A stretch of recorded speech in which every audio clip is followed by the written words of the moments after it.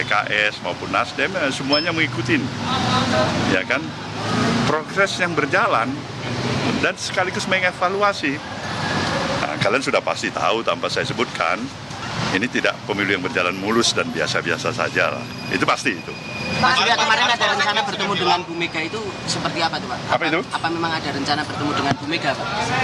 Bertemu dengan Mbak Mega itu barangkali bisa tanya sama Mbak Mega. Kalau dari saya kan sudah beberapa kali saya katakan bahwasannya antara komunikasi antara saya dengan Mbak Mega itu adalah komunikasi yang tetap barangkali amat sangat dibutuhkan oleh katakanlah sebagian besar lah, saya bisa katakan masyarakat yang menginginkan bagaimana kita bisa duduk bersama untuk melihat masa depan bangsa ini.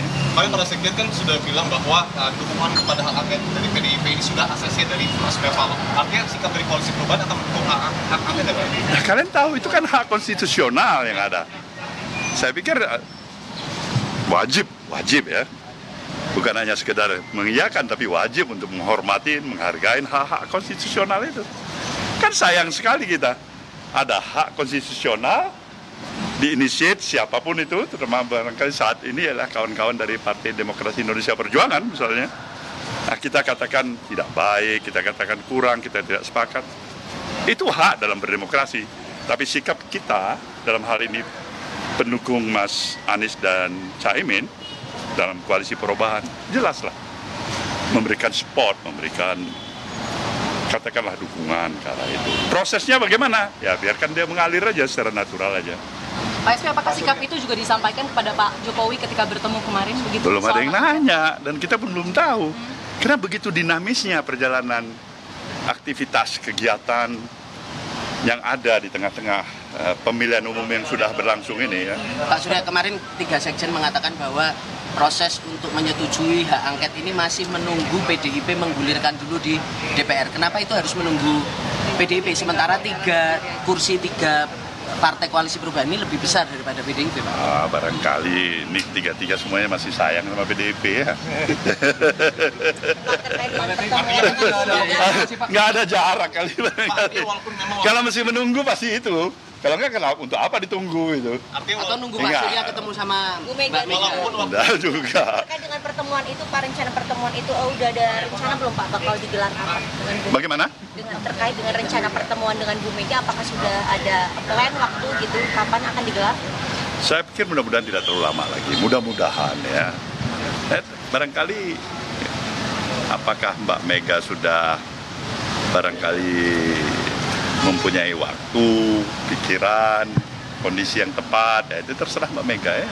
Pak Surya Paloh, bagaimana dengan ini pertama kalinya bolanya dilempar oleh Mas Ganjar, bukan dari suara partai sebelumnya. Apakah nanti pertemuan dengan Mas Mega? Saya kan katakan tadi, jangankan Mas Ganjar yang calon presiden, kamu sebagai reporter, sebagai jurnalis menggagas itu hak konstitusional yang ada di negeri kita ini.